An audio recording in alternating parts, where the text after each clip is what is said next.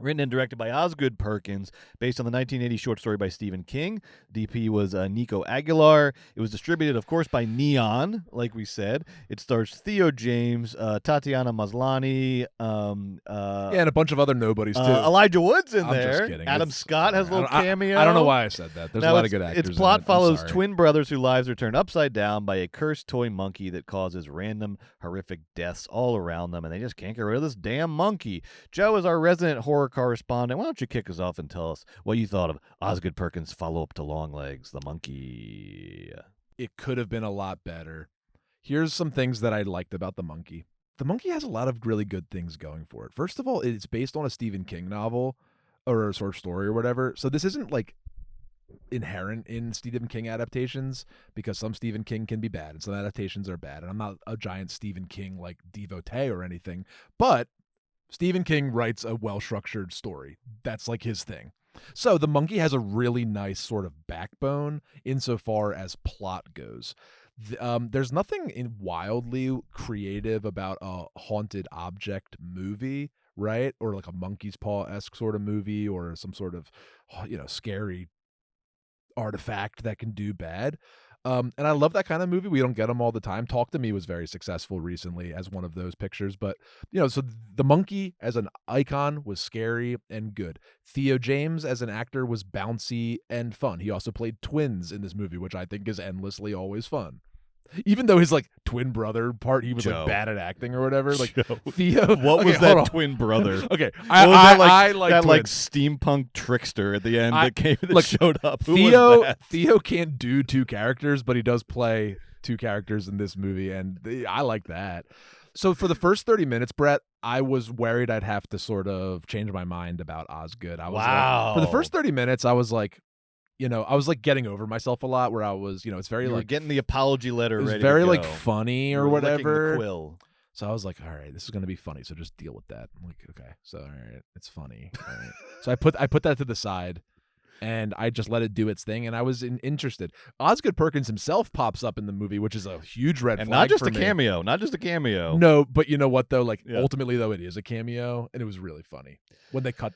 So here's the thing: Osgood Perkins' cameo, he plays like a big sideburns. He puts himself right on camera. He gives himself some big old lines. He flubs. He does like mediocre acting, and then his character sort of dies. Funniest death. I think the funniest death of all the deaths. It was so funny. Very and funny. you know what?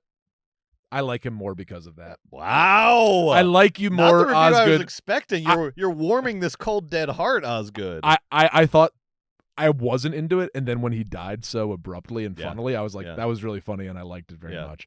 Okay, so the kills in this movie, the monkey decides to kill somebody and then the person sort of explodes. I will say every single time somebody exploded, I like essentially laughed. It was funny every time because it wasn't just like a explosion. Sometimes there was like limbs and stuff, and the best one is when the lady jumps in the pool and then like there's like it's perfectly like paced, like the correct number of seconds later, just like her leg just like swings up against like over his She gets head electrocuted in the pool. It's in the trailer. and it cracked me up. So like every time the kill, like the Looney Tunes kill happened at the end of like the Rube Goldberg machine of the kill, I laughed every time because it was funny every time. But now the problems. List them. I thought about being mad first and foremost at the DP. I thought first and foremost about asking for his head. He's new. Give him a break. Well, listen, man, when you watch The Monkey, you are sucked right back into Longlegs. So tonally, the script is different and the characters are different. And now we're doing bouncy, funny Looney Tunes horror. But the camera hasn't changed at all. It's this miserable, soft focus, centered person nonsense. And for the first 30 minutes, I liked every third shot. Like in Longlegs, every third shot, I was like, whoa. Too much soft focus, too stylish, so dumb, fucking cover up, con artist bullshit, but handsome. And in The Monkey, I was like, oh, this is a handsome shot. That's a handsome shot. But then once you sort of get 20 minutes in and then it keeps going, this thing loses all compositional sort of ideas, and then they're just rushing to get this fucking movie done and just shooting it so boring, so stupid, and so exactly the same as Longlegs. Like now it's not a style, now you're just a con artist, because for the first 3 acts of Longlegs, okay? First act of Monkey, okay? Now I'm on my 5th act of you doing the same thing with the camera of your movies. I'm done with you. You stink. Then I got off of the DP because I said, you know who's actually to fucking blame? Yeah. I'm going to point my finger at who I actually am mad at. The director. There we go. Osgood Perkins. Point that finger where it Do belongs. you know what the worst part of the Monkey was by far? Is that this director wasn't up to the task. The screenwriter, which he wrote, you wrote this script based on a Stephen King short story. I like your script. I thought it was funny. I liked it. It's not like it's like radically inventive or like it's like a fucking masterpiece, but it was totally funny and good. All the acting, totally fine. The kills, funny. The story, good. But man, you can't edit for shit, Osgood. Act 2 and Act 3, the pacing gets so deplorable, just trudging along, trying to finish it, just praying to get to the next kill. So painful. Just being like, I'm funny. It's like, dude, just wrap it up. You suck at directing. Just write. Just do little cameos. Like, you're very stylish. Like, financially, I would invest. But this movie just got bad. And by the end, I was like, this was all right.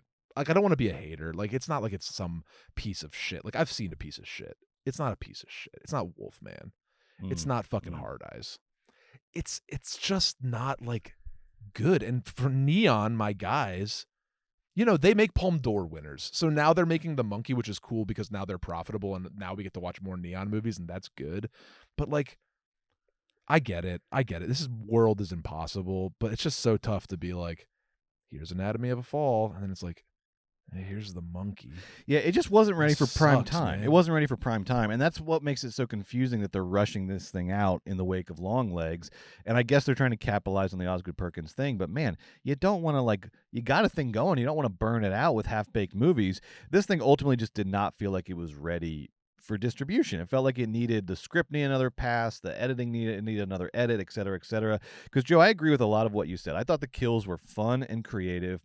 I loved how just like blunt they all were, and I loved how kind of like the kills, like as even though they're going for comedy, the kills were kind of getting under my skin because of how sort of everyday and feasible they are. You know, it's like AC unit falling into a pool, a gun falling over in a cabinet. You know, it's like an accident with a gas stove. These are like real things that could happen. And when I was driving home from Longlegs, we put a little we like have a little gate we pull across the driveway so that Sandy can play in the driveway, and it was closed. So I had to like at 12:30 at night with my like headlights illuminating the gate, I had to get out and like open the gate. And I was just standing there. I was like, this is like the situation that people in The Monkey are in when they like die horribly. It's just like these like everyday situations of like trying to do a task and then just something horribly goes wrong. Look, and then your body explodes and your head's like 50 yards down that way. Credit for funny death. I laughed a yes, bunch. Yes. And, you know, I also, like you said, I like the central premise. I really liked The Monkey. Whatever production designer, whoever did The Monkey, kudos. You did a hell of a job. Every time that monkey's mouth goes kapwing, and you see so it's like good. teeth bared. I agree. And then and when it starts beating the drum, you know someone's body's going to explode. Yeah. And then so when it's coming down, and then it starts. Oh, I like when if you didn't crank it long enough, like its eyes got like super bloodshot as if it like hadn't drank water in forever. Yes. Like, I loved everything about The Monkey. The Monkey agree. was scary and funny and just looked cool. Great horror. I agree. I like if the movie was better, we could be looking at like a iconic horror. I know. Artifact. Where do it's I invest? The Monkey was so good. Yes. The problem is, the big problem for me was that the comedy did not work overall. The movie. The kills were very funny. Everything in between the kills, the comedy was not working. Yes. The sort of funny dialogue was not working. And look, I don't mind. If I'm watching a horror movie and they're trying to be funny and they're not, 9 times out of 10, I can just ignore it and it becomes sort of like part of the kitschy fun of it all. In this movie, the effect of the movie is so dependent on the comedy working that because it doesn't work, the movie doesn't work. Because a lot of these scenes are like, the logic of them is almost like farce. Like a lot of these scenes, like the scenes themselves are like closer to Anchorman than they are to a horror movie. Like the comedy is like inherent in the like fiber of the movie. It's a comedy. It's but a he's comedy. just shooting it like Longlegs and editing it like a doofus. It's so weird. So it doesn't work. And it's like, and I don't think None he of the realizes comedy that like works. comedy like takes time to hone. Like to make comedy seem effortless and funny, like you need to be like rehearsing the comedy and doing takes and doing alts and like figuring out the jokes, and it feels like he just thought the script was funny and just shot the script, and the script wasn't funny, and so we are And the left with this. editor,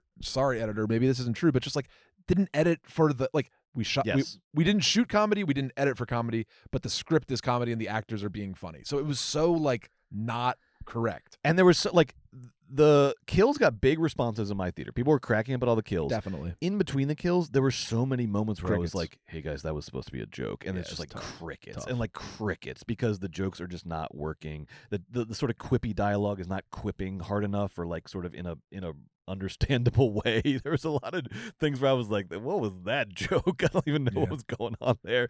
And so there was a lot of that, and unfortunately, because of that, the bottom like fell out of the movie for me, and it was really just like, "Can we get to the next funny kill, please?" Because all this in between stuff is ridiculous. The brother dynamic is ridiculous. The like twin brother who is like some sort of like He was like a crazy guy that lived in a crazy haunted house. Like it should have been like Osgood knew that it should have been good, and he was right. There's a, like 'cause it should have been there's good. a lot of stuff that he just borrowed wholesale from like 80s horror movies. Like Yeah. that twin brother is a character straight out of 80s horror movies. No, Like, I've seen that work. the wacky, it's almost like Christian Slater and Heathers, like the Mhm. wacky outcast who's in his like Yeah. little dungeon basement, and he's the one pulling all the strings because he has a vendetta against society, or like it was very much out of an 80s movie. But like you can't just pull wholesale, Osgood. You need to do like your version of it, and you need it to make sense, and you need it to be funny and stand on its own. And I also felt a lot of like the stuff he was doing with the kids was pulled wholesale out of 80s movies, but had none of the charm of those 80s movies. So I thought just a lot of the characters were done poorly, the jokes were not executed, and as a result, this is a movie where you're just waiting for the next funny kill and just hoping this movie's Yeah. going to wrap up Yeah, I soon, know. which it does. It's not a long movie. God No, bless. it's just a wasted opportunity. So I don't know. Right now, Osgood Perkins is directing like he thinks the Repo Man's going to show up and take his camera away. We got another one coming out in October. I don't know what the rush is to get these things out. I don't like. I really feel like Neon thinks they're sitting on a bubble and they're just going to milk it till the bubble bursts. But I don't understand that strategy. I think if I you do. gave this movie like another 6 months to a year, you might have been able to come up with something better Well, that good like point. that like built the hype and furthered the hype and started to build. Because like you needed this movie to be better than Longlegs. Because like Longlegs got you the little following. There's a lot of people that like Longlegs. I thought it was pretty good, but like now you needed this one to be better to like advance the hype, to pay off the hype, and instead now everyone's saying like, "Oh, I think this guy ain't got it." Perkins needs a Barbara Broccoli. Perkins needs a Barbara Broccoli. You need someone at Neon to usher you. Neon's kind of selling you out right now, Osgood. That's 'Cause true. The second That's the true. second you have a movie open under 10 million, wait and see if they stop answering your calls, okay? And it's going to be the next one because that's where we're trending right now. 22, 14, what's next? 8. I'm saying the next one opens at 8 and then Neon stops picking up those phone calls, baby. And then you're on Shudder the next week. I agree with this. God 'cause bless We're Shudder. always pro Neon. We're always we're always anti Osgood. No, this is pro Osgood. Dude, they see something good and they are working you to death. Tell them no, you're busy and you have writer's block. Don't be such a good little director. You have writer's block. You need to think about it some more. Be a little more ornery. Get your way. Slow down. Tell James Wan I respect you, but you can't talk to me like that. Osgood, I know you love doing Q&As at the Vista, okay? That can't be the reason you direct movies is to do the Q&As at the special screenings, okay? That can't be the reason you direct movies. You got to direct for the movie itself. The Q&As will be there, and they'll be even better when you come up with a good movie for people to ask questions about. All right, I gave it 2 stars. I thought it was bad. I gave it 2.5 stars. Good. A gentleman's 2.5. I thought it was all right, and I was disappointed. I gave Longlegs 3.5. I thought it was really good. This one I thought was all right.